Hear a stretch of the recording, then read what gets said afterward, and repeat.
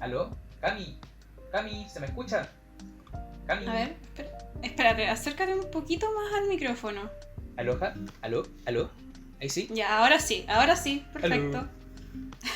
Mi internet no me acompaña hoy día, así que... Ah, ya, muy bien. Hola Cami, ¿cómo estás? Bien, aquí disfrutando el clima un poquito más primaveral que hay por estos lares. Así que la verdad es que les mandamos un abrazo afectuoso a todas y a todos que nos están escuchando. Y nos están escuchando nuevamente en nuestro tercer episodio, que vendría siendo el segundo oficial, Real No Fake, de nuestro programa podcast. Llama a Cami, a ver si nos sale. ¡Mamá! Soy científica.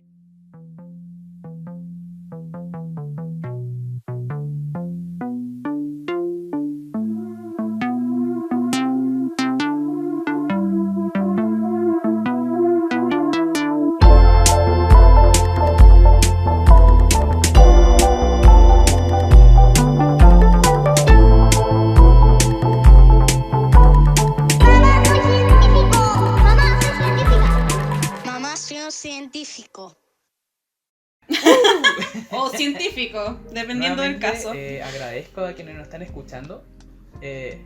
O científico, claro.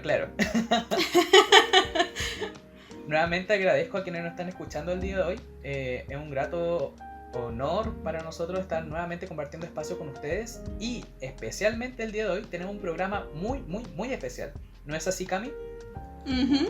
De hecho, hoy vamos a contar con un tema distinto quizás, que tiene que ver obviamente con la ciencia, y vamos a hablar sobre los misterios del universo. El día de hoy contamos con la presencia de la doctora Amelia Bayo, que es astrofísica, y podría pasarme de verdad horas y horas hablando sobre su gran currículo.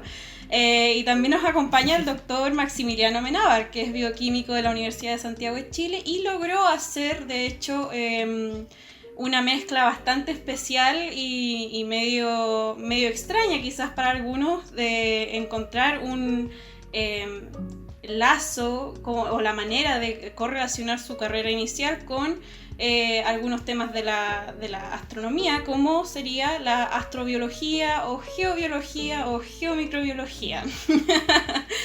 Así que hay muchas opciones ahí para meter. Sí, obvio, hay para todos los gustos. De hecho, nuestros invitados debiesen estar por conectarse ahora. A ver, ¿aló? Creo que se conectaron ahora. Hola, ¿cómo están? Hola. ¿Todo bien? Ahí llegaron. ¿Cómo están? Bien. Bien, gracias. Eso, disfrutando del clima tranquilito de la quinta región. De hecho, sí, un día muy soleado, muy tranquilito. Y bueno, a nombre de Cami y de Nuevo Foco, le agradecemos nuevamente que hayan podido acompañarnos el día de hoy. Porque de hecho, hoy día hemos preparado un episodio un tanto fuera de la rutina que hemos tratado en Nuevo Foco. Y yo voy a partir en estos momentos con la doctora Amelia Bayo. Espero que esté súper bien. Para quienes nos están escuchando, de hecho, la doctora Amelia Bayo es astrofísica, doctora en física de la Universidad Autónoma de Madrid, académica del Instituto de Física y Astronomía de la Universidad de Valparaíso y directora del Núcleo Milenio de Formación Planetaria, en sus siglas NPF. También ha tenido colaboraciones con el Centro Astrobiología de la Agencia Espacial Europea. Bienvenida. Muchas gracias por la invitación. Feliz de estar aquí. No, gracias a usted. Bueno, doctora Bayo, para que el público sepa en sus casas, quisiera que nos contara un poco en qué está trabajando usted actualmente. Tenía entendido que antes de la pandemia tenía en marcha un proyecto del nuevo núcleo milenio para formación de planetas. No sé si quiere hablarnos un poco de eso. Sí, este proyecto, este NPF, como bien has dicho, es un proyecto bastante grande donde tratamos de entender cómo se forman los planetas desde de los mayor número de puntos de vista posible, es decir, desde la parte de teoría, ¿verdad?, de simulaciones por computador, donde ponemos como los procesos físicos que sabemos, intuimos, tiene sentido que ocurran y vemos que esos procesos físicos, qué es lo que hacen y qué predicciones me pueden dar para las observaciones. Trabajamos con observaciones, obviamente, con la mayoría, con los telescopios, los mejores sistemas, que la mayoría de ellos están en Chile, pero además estamos desarrollando instrumentación también. Como saben, la mayoría, por no decir todos, los observatorios profesionales que hay en Chile, la tecnología que hay en esos observatorios vino de fuera, de consorcios internacionales. Y nosotros estamos tratando que el nuevo telescopio que se venga, que tiene relación, por supuesto, con poder entender cómo se forman los planetas, una de sus partes principales, que son los espejos, se haga en Chile. Y en eso estábamos antes de la pandemia, y así como dato interesante, en eso seguimos durante la pandemia, porque de hecho nuestros ingenieros como que se han montado talleres caseros, literalmente, y siguen trabajando, lo cual es, bueno, es muy bonito, la verdad. Wow, qué loco. Eso es lo que tiene la pandemia, que permite a algunos y algunas que puedan trabajar desde sus casas. Y imagínate un proyecto tan grande como este, que tener la posibilidad de trabajarlo en modalidad telemática, yo lo encuentro fascinante, por decirlo menos.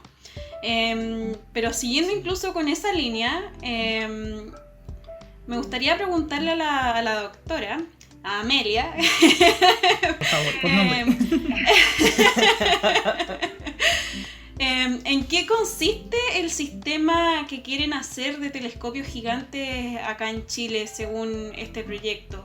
¿Hay alguna diferencia muy grande o similitudes incluso con el que ya está en el norte de nuestro país, con ALMA? Es súper complementario, súper buena pregunta, y es súper complementario con ALMA, porque fíjate, lo que nosotros, como os decía, lo que estudiamos es cómo se forman los planetas. Ya sabemos que hay miles de planetas, ¿verdad? Por estos tránsitos o por otros fenómenos hemos podido detectar miles de planetas. Sabemos que el universo es muy eficiente haciendo planetas, pero todavía tenemos muchas preguntas de cómo se forman. O sea, así a grosso modo, piensa que formar un planeta quiere decir pasar de motas de polvo interestelar que miden 1 micrón, ¿verdad? 1/10 de un cabello, a algo como Júpiter. Y eso sabemos que ocurre en lo que sería un parpadeo cósmico, en millones de años, que para una persona, para nuestras escalas de tiempo es muy largo, pero para la astronomía es muy corto. Entonces, en muy poco tiempo astronómico se pasa de cosas del tamaño de 1 micrón a cosas del tamaño de cientos de miles de kilómetros.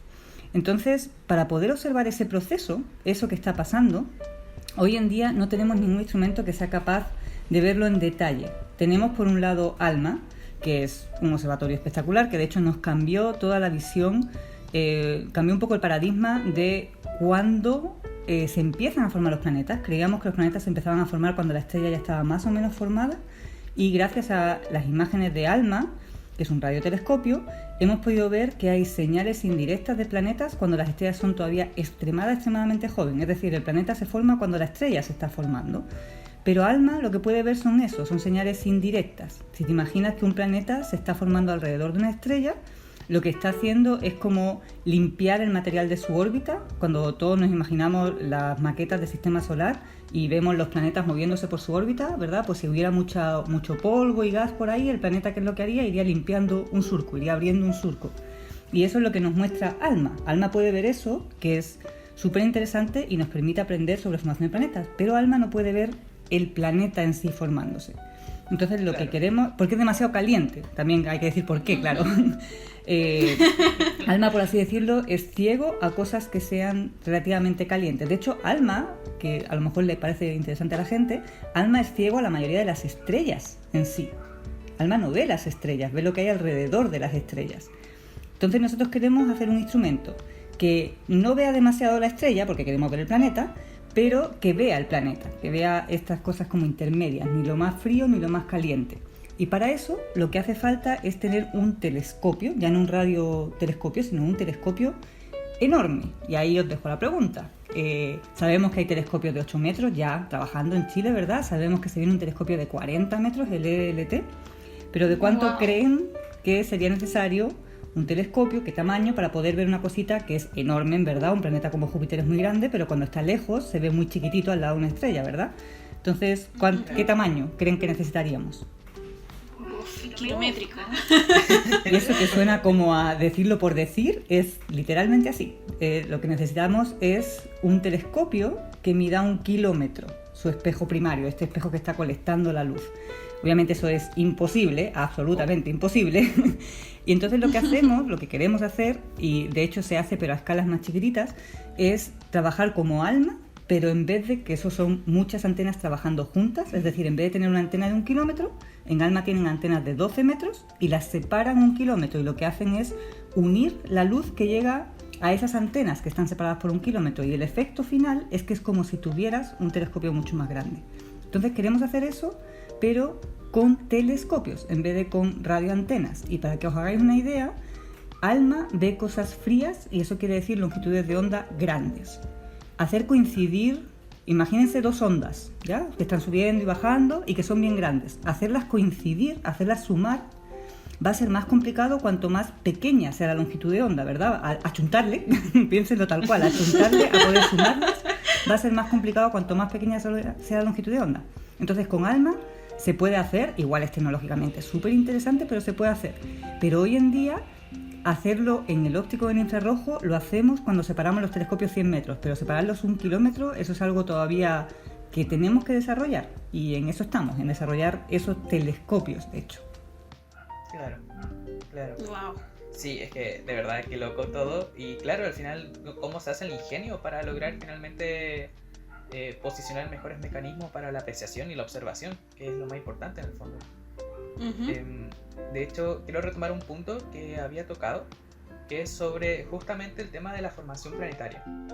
Entendemos que hay ciertas limitancias, sobre todo desde la observación, que impide ver el fenómeno en sí, poder apreciarlo nítidamente, pero quizás en base a su estudio, ¿hay algunos fenómenos o condiciones que deben presentarse para que se formen finalmente los planetas, por ejemplo? ¿Algunas pistas quizás?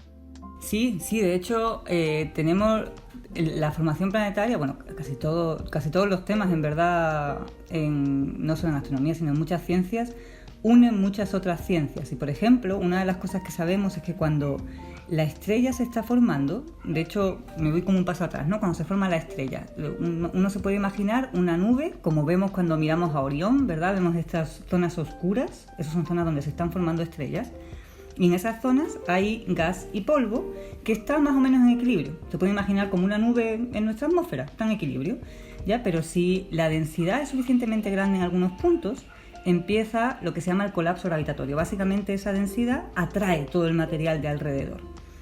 Ahora, ¿qué pasa, por ejemplo, en la llave, cuando ponemos agua en el lavamanos?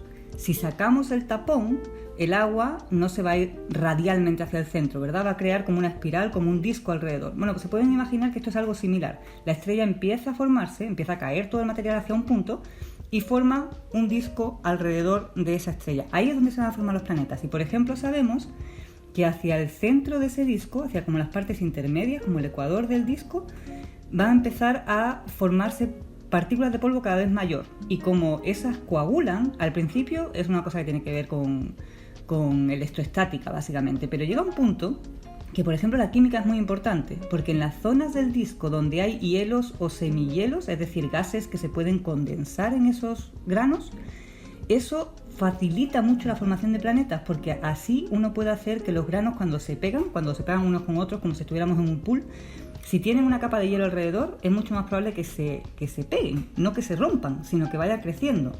Entonces sabemos que donde distintas especies de gas se condensan, ayuda a que se formen los planetas. Y ahí se une con la química, de la cual yo en mi caso, de hecho, soy licenciada en matemáticas, después hice doctorado en astrofísica, pero los matemáticos y los físicos sabemos muy poco de química. Entonces, ahí surge también esta cosa de la astroquímica, que es extremadamente interesante. Claro.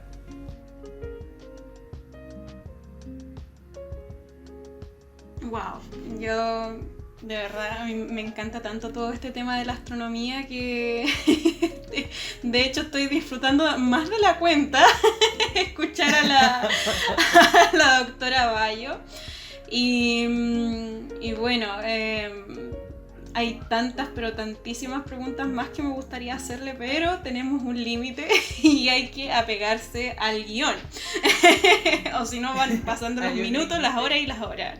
Exacto.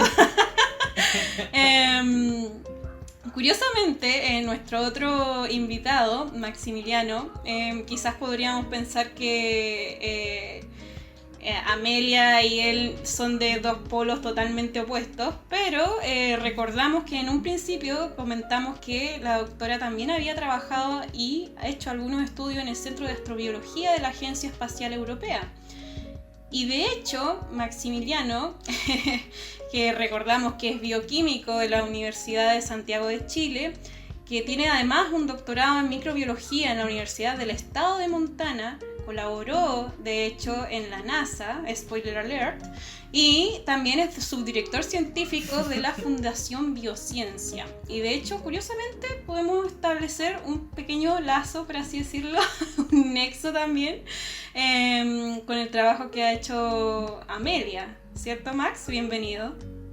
Hola, sí, la verdad que estaba escuchando lo que hablaba Amelia y yo, al igual que ustedes, también quedo así como ensimismado, quedo mirando, oh, qué increíble, porque como ustedes saben, la formación de nosotros o es bioquímico o es muy específico, entonces yo me gusta mucho esta la astrobiología, pero mis conocimientos de astrofísicos o astronómicos son súper limitados. Entonces cada vez que yo escucho a alguien como Amelia, que más encima también es muy amena para hablar y que puede entregar estos conceptos que son muy complejos de una forma en que cualquiera lo puede entender, yo quedo como, oh, wow, así como muy, muy interesante. Sí, increíble. Y de hecho, siguiendo con la idea de las condiciones que se deben dar para que un planeta pueda formarse, tú, Max, trabajas en el área encargada de la astrociencia o astrobiología, que igual hay una pequeña diferencia entre, entre ambas dos quizá, pero ¿en qué consiste esta rama de estudio? Claro, bueno, la astrobiología, la mayoría de las personas cuando me preguntan, oye, bueno, ¿y tú qué haces? Yo de repente digo, no, bueno, me dedico a la astrobiología, por ejemplo, uno de los temas. Entonces la gente se imagina que ¿cómo? O sea, ¿cómo astrobiología? ¿Que ha ido al espacio? ¿Va al espacio? Como que piensan que es solamente enfocado en el universo. Y no, la astrobiología, si bien tiene que ver con el estudio de la formación de planetas o de encontrar vida en el universo, también tiene que ver con la vida y el origen de la vida en la Tierra y la formación también de la Tierra, cómo se originó la Tierra, por ejemplo, en qué momento apareció el agua en la Tierra, todo ese tipo de cosas. Yo, como tengo una formación más biológica, me enfoco más en la parte como en la evolución o el origen de la vida en la Tierra y en ambientes que simulan o que se aproximan a lo que podría haber sido la Tierra primitiva, y otros ambientes que se utilizan actualmente como modelos de estudio para ver la posibilidad de que exista vida en otros planetas. Y me dedico un poquito a eso, la parte como biológica de esta rama. Uh-huh. Y para esto trabajo con microorganismos que se llaman microorganismos extremófilos, que son los microorganismos que viven en ambientes extremos, pero estos ambientes extremos son extremos para nosotros, no para estos microorganismos. Esto es como una definición antropogénica. Por ejemplo, yo digo, no sé, un microorganismo puede crecer 80 grados Celsius, y para nosotros eso es extremo, porque nosotros nos quemaríamos. Pero este microorganismo crece óptimamente en esas condiciones. ¿Y por qué es importante? Porque se piensa, una de las teorías obviamente, que los microorganismos, las primeras formas de vida en la Tierra, posiblemente fue en ambientes que eran de altas temperaturas. Entonces lo que nosotros los científicos tratamos de hacer es buscar microorganismos que tengan metabolismos parecidos a lo que podría haber sido lo del origen de la Tierra, para entender cómo posiblemente se originó la vida o qué tipos de metabolismo ocurrieron en el pasado. Y para eso se utilizan herramientas que ya sean como lo que me digo yo, que es como cultivo de microorganismos, pero también hay otras técnicas que son un poquito más geoquímicas, como el estudio de isótopos, que nos permiten entender cómo era la atmósfera antiguamente, y al saber cómo era la atmósfera, puedo determinar, por ejemplo, qué tipos de minerales existían, y al saber las condiciones que habían, yo puedo saber, ok, esas condiciones yo las encuentro, por ejemplo, en una terma, por ejemplo, en los geysers del Tatio. Ese ambiente es muy similar a lo que había antiguamente en la Tierra. Entonces yo estudio estos microorganismos y así uno puede establecer hipótesis o teorías de cómo tal vez fueron los primeros metabolismos, los metabolismos más primitivos, por ejemplo. Claro. Oye, qué loco de verdad escuchar todo eso, porque de hecho justamente tuve el placer de asistir hace unos años atrás a un congreso de estudiantes de bioquímica que trató mucho esa temática de los microorganismos extremófilos, ya sea desde la Antártica o inclusive también de otros lados como Yellowstone, que tengo entendido que usted también trabajó ahí. Y quisiera quizás llevar un poco vuelta esa tuerca, porque uno ya, por ejemplo, cuando ingresando a una carrera científica, es difícil imaginar dónde uno la puede direccionar. Generalmente siempre se habla de investigación, pero en la investigación la verdad es que ya es un mundo tan amplio que es muy difícil imaginarse dónde uno va a llegar. Y quizás relacionarlo justamente con su investigación, cómo un bioquímico en el fondo hace ese nexo entre la bioquímica y la astrobiología. De hecho, llegando ya a estudiar de fondo lo que son los microorganismos en el fondo. Sí, esa pregunta es súper buena y la verdad que muchos chicos me la hacen, sobre todo los que están como en cuarto, quinto año. Yo también me la hice, era cómo saber yo ahora a qué me dedico. En bioquímica, no sé si todos sabrán, pero uno puede ser desde fisiología animal, a plantas, a microorganismos, a enfermedades. Claro. Entonces, ¿a qué me dedico yo? Y en mi caso, a mí siempre me gustó mucho lo que era el montañismo y estar en ambientes como que se podrían considerar extremos, no sé, subir un volcán, por ejemplo, ir a un glaciar, escalar en hielo, ese tipo de cosas. Entonces yo decía, pucha, a mí me encantaría poder realizar ciencia en estos lugares, sería increíble. Y de repente buscando, cuando tenía que hacer mi tesis de pregrado, encontré un lugar que se llamaba Fundación Biociencia, que donde actualmente me dedico, trabajo como subdirector científico. Hice mi tesis ahí con la doctora Jenny Blaney, que ellos son uno de los pioneros en trabajo de extremófilo en Sudamérica. Y nada, ahí empecé trabajando con extremófilo, me permitió ir a la Antártica un par de veces, también a revisar, porque cuando uno trabaja con microorganismos extremófilos, uno tiene que ir a estos ambientes extremos, tomar la muestra y trabajar con ellos.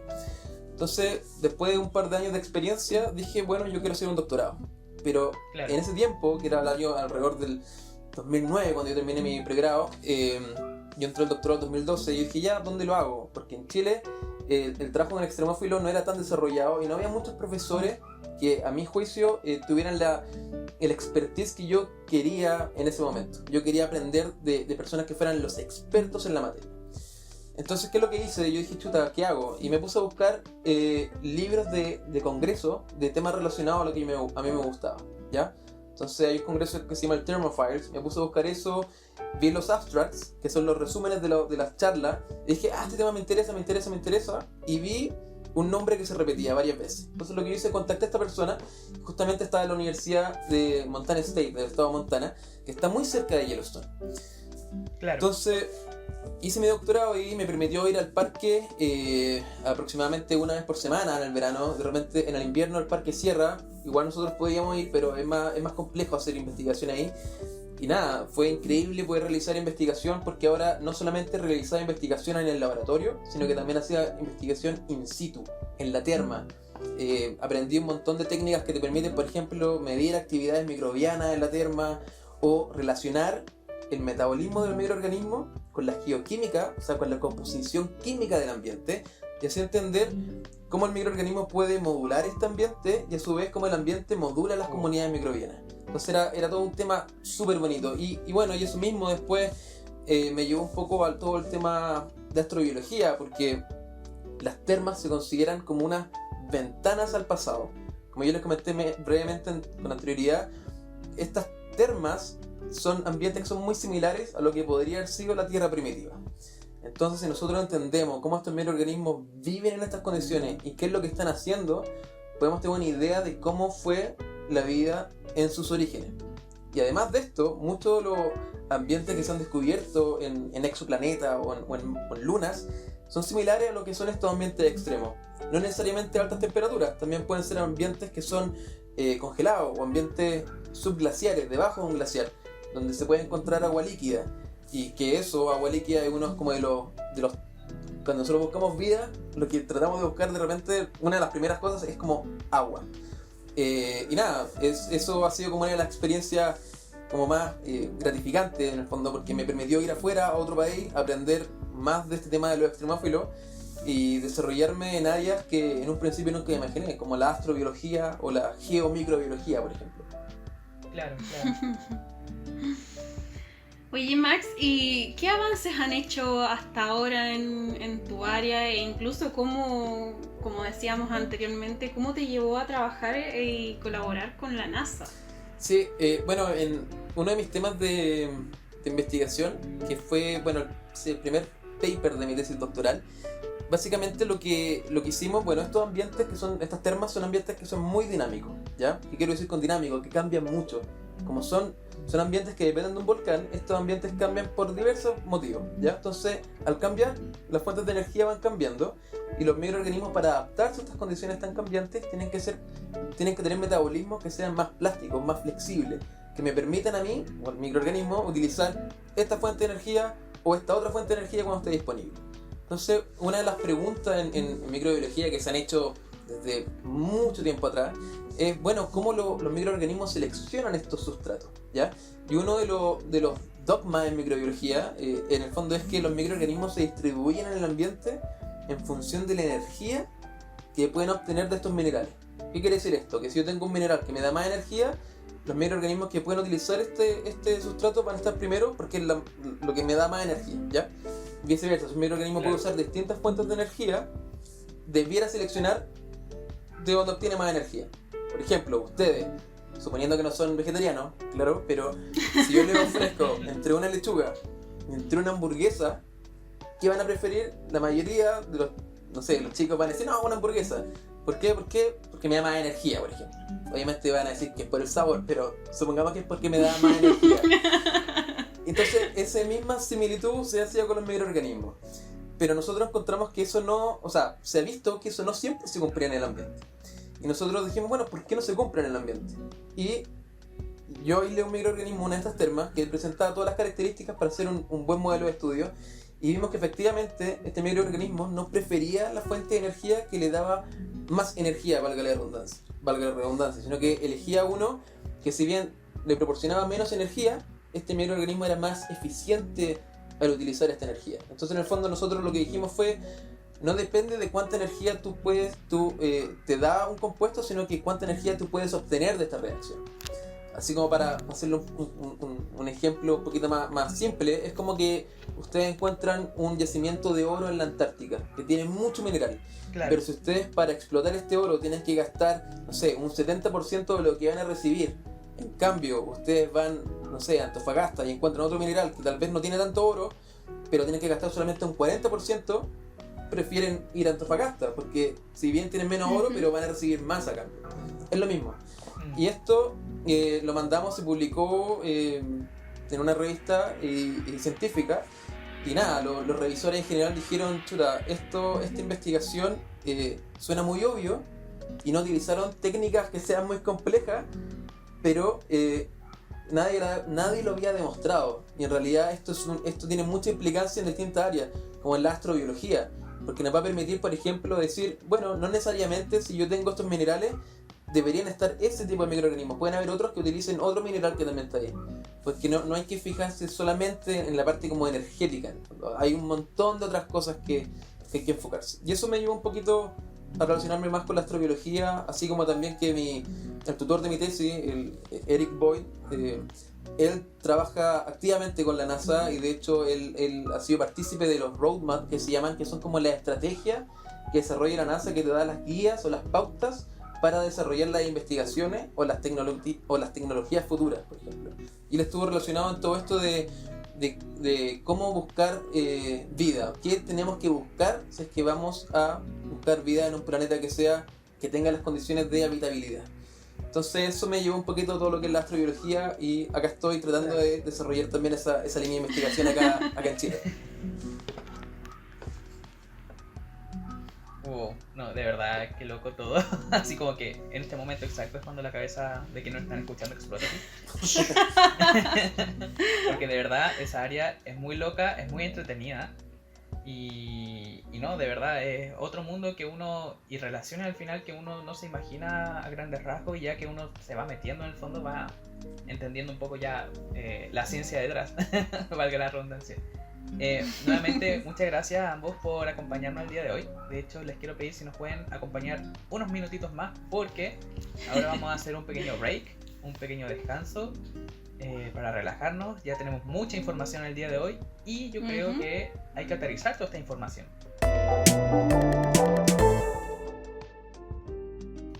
Así que a ambos les quisiera quizás pedir en nuestra sección sobre recomendación de algún material o contenido referente a la cultura pop que la audiencia pueda escuchar o ver para poder interiorizar todo lo aprendido el día de hoy. No sé si quiera comenzar usted, doctora Amelia Bayo. Sí, la recomendación es súper clásica, pero es que sigue siendo súper vigente. La recomendación primera es Cosmos. Cosmos fue realmente, igual que, no sé si a Chile llegaron, pero Félix Rodríguez de la Fuente hizo muchos documentales sobre animales, que eso eran como lo que enamoró a todos los niños de España. Me escuchan por el acento, yo soy española. Lo que nos enamoró con los animales, yo creo que Cosmos es lo que enamoró con el cosmos. Vale, la redundancia también.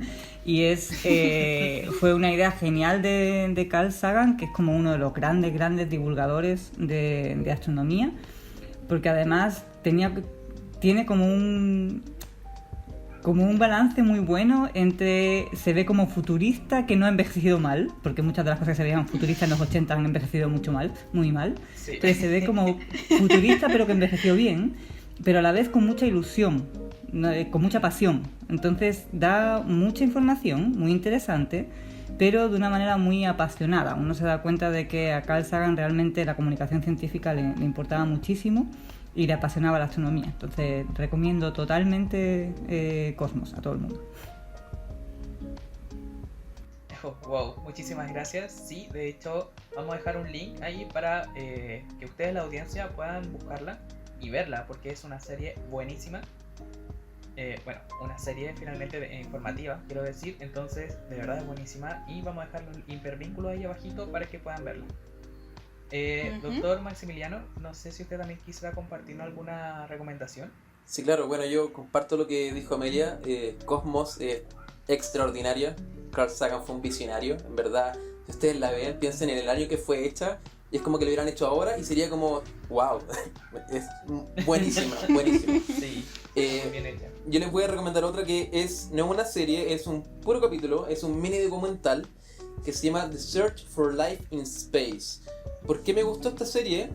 Es porque acá básicamente es como un resumen de la serie Cosmos y también es un poco un resumen de lo que es la astrobiología en la parte de en qué se enfoca. Por ejemplo, habla de los ambientes extremos que hay en la Tierra y los ambientes extremos que se han encontrado por ejemplo, en planetas, por ejemplo, en planetas o en lunas que están en el universo. Entonces es muy muy bonita y es cortita. Entonces tiene harta información, está explicada para todo el mundo y son como 45 minutos, un mini documental que pueden encontrar en Netflix, así que se la recomiendo, muy muy buena.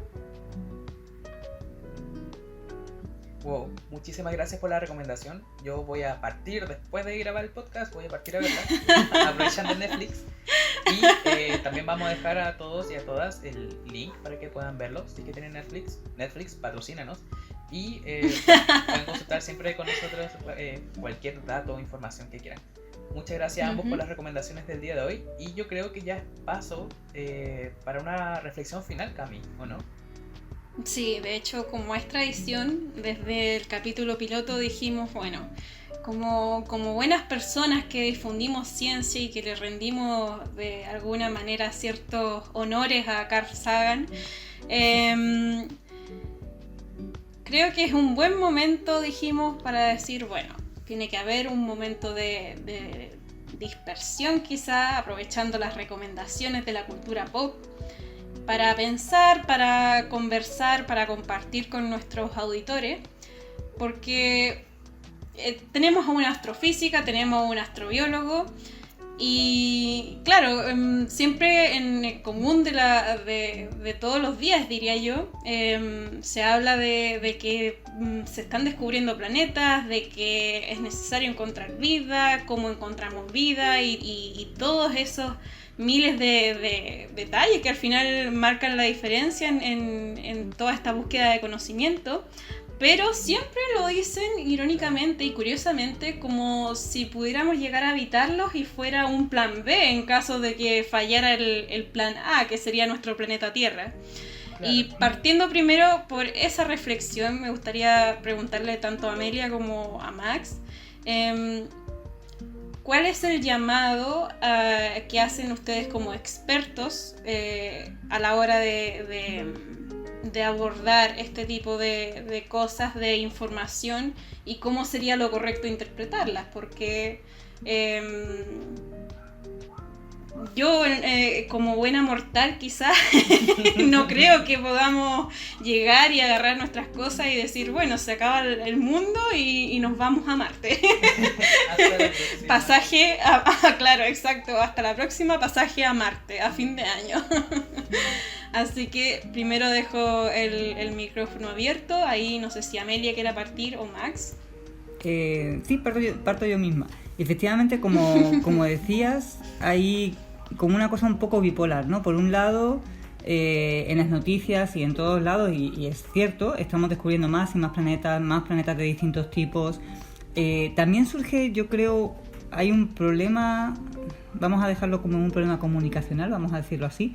Cuando se habla de planetas habitables, y ahí Max seguro que también puede completar, planetas habitables, igual la definición que tenemos es bien vaga, en el sentido de que es un planeta que está a la distancia adecuada de su estrella, que puede ser como el Sol o nada que ver con el Sol, para que si hay agua en su superficie pueda estar líquida, ¿ya? Ahí hay un montón de sí de condiciones, ¿verdad? Entonces, por ejemplo, para que pongamos un poquito de contexto, primero, planeta habitable no quiere decir planeta habitado. Eso, por favor, que quede súper claro. Son dos cosas distintas. Y para que un planeta sea habitable con vida como nosotros conocemos, que eso no quiere decir que no haya planetas habitables y habitados por vida muy distinta de como nosotros la conocemos, pero el planeta que queremos tomar las maletas e irnos a ese planeta porque el plan A, que es la Tierra, lo que no ha funcionado somos nosotros, de hecho, porque el planeta funciona muy bien, lo que no funcionamos somos nosotros.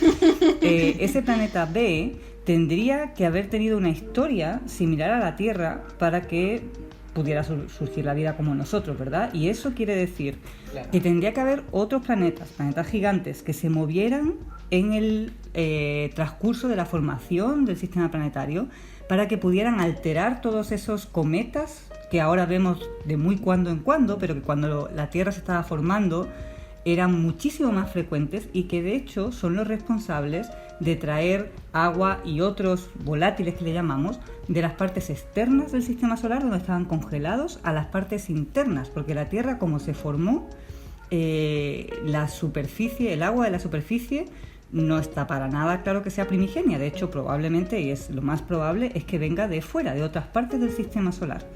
Entonces, tienen que estar esos planetas gigantes, tienen que haber evolucionado de esa manera. El planeta rocoso se ha tenido que formar en un determinado momento. Y además, ojalá que tenga una luna y que el planeta tenga placas tectónicas. Entonces, ¿planetas hay muchos? Sí. ¿Hay muchos en torno a estrellas similares al Sol? Sí. ¿Hay bastantes en la zona esta de habitabilidad, entre comillas? Sí. Ahora, que tengan toda la historia que tiene la Tierra y empiezas a ponerle ahí todas las complicaciones, porque somos muy especiales para poder desarrollarnos como especie, se vuelve mucho más complicado. Y piensa que incluso si todo eso se hubiera dado en la estrella más cercana, ¿ya? En el sistema estelar más cercano que tenemos, igual ese sistema está a 4 años luz. Y nosotros cuando nos movemos somos tortuguitas, somos súper lentos cuando nos movemos por el espacio, o sea, ni de broma nos movemos cerca de la velocidad de la luz, para nada. Entonces, puede haber tipos de vida súper interesantes, y sí, por supuesto que sí. ¿Podemos tomar las maletas e irnos si es que dejamos este planeta como lo estamos dejando? No, así que más nos vale cuidar un poquito más el planeta.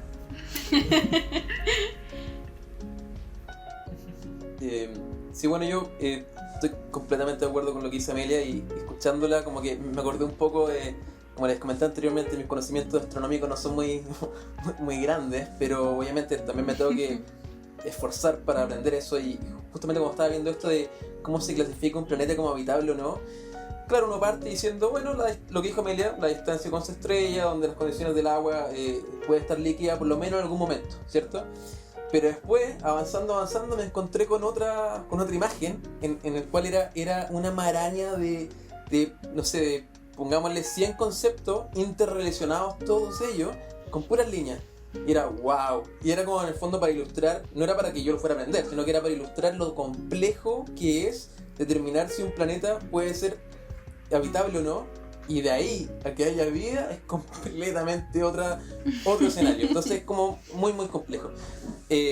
Lo que, bueno, un poquito relacionado con esto, si bien es súper importante tratar de encontrar estos planetas y a ver si es que encontramos vida en otros lados, porque puede tener un montón de aplicaciones también que pueden ser de utilidad para nosotros, yo creo que algo que es clave es que tenemos que tratar de cuidar nuestra Tierra.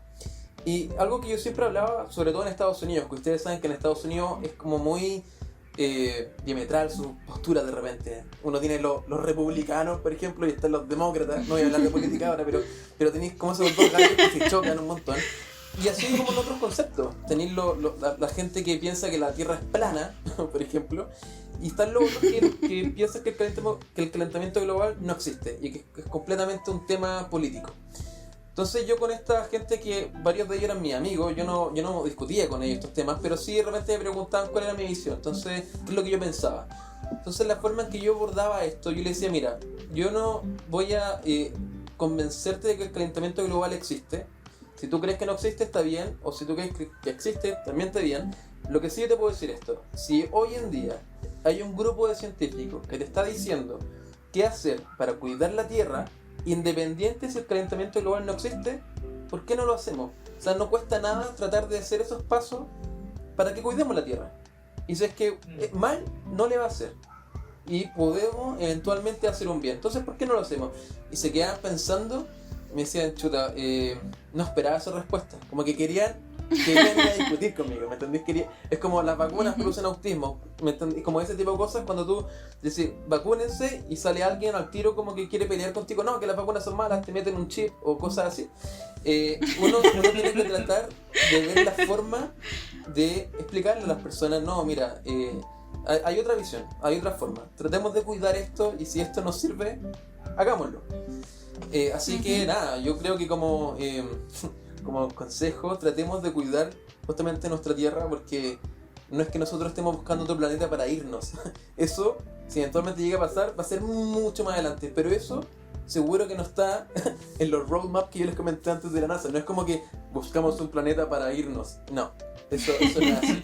Y lo otro que me gustaría como un poquito, tal vez, no relacionado a esto del planeta B, pero sí a nuestra área de investigación y a la ciencia en general, también me gustaría como que ojalá las colaboraciones entre científicos se fortalecieran. En esta área la astrobiología, por ejemplo, o la geobiología, son ciencias que son muy interdisciplinarias. Yo necesito, por ejemplo, colaborar con científicos, por ejemplo, como Amelia, que son expertos en su área. Es imposible que yo sea un experto astrofísico, imposible. Así como imposible que Amelia sea una experta microbióloga, no se puede.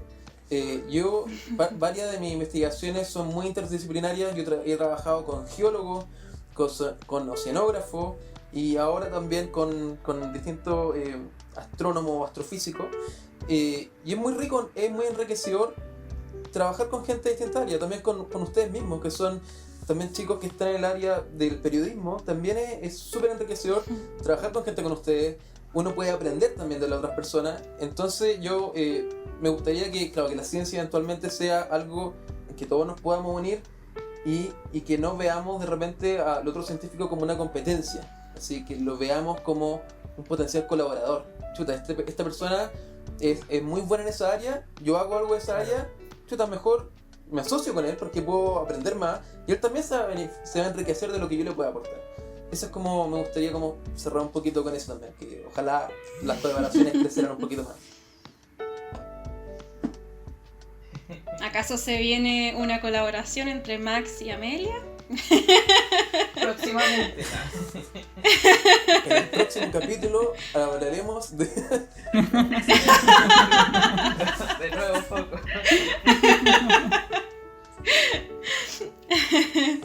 Y bueno, no sé si Amelia quisiera así dar el tiro de gracia a lo que dijo Max, no, así que estoy... para redondear. Que estoy totalmente de acuerdo con él, y en los dos puntos en que los científicos, y como añadirme un tercer punto, que los científicos tenemos que colaborar mucho más. De hecho, los grandes problemas no son grandes problemas de un área, los grandes problemas atacan a varias áreas y por tanto lo mejor es que haya científicos de varias áreas que puedan ponerse a tratar de resolverlo, ¿no?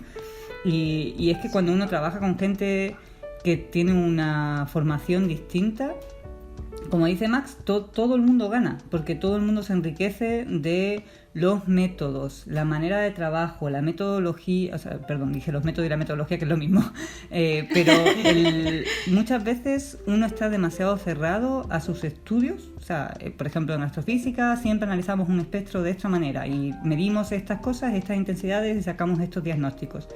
Y seguro que trabajar con un químico, con un biólogo, me ayudaría a sacarle más jugo, por así decirlo, a esos datos, seguro. Igual que trabajar con gente de computación, en todas estas áreas también es súper importante. Y creo que quiero destacar mucho lo que decía Max, que no se trata de que vayamos, la multidisciplinaridad no es que cada uno de nosotros seamos expertos en 28.000 cosas, porque entonces no somos expertos de nada, ¿verdad?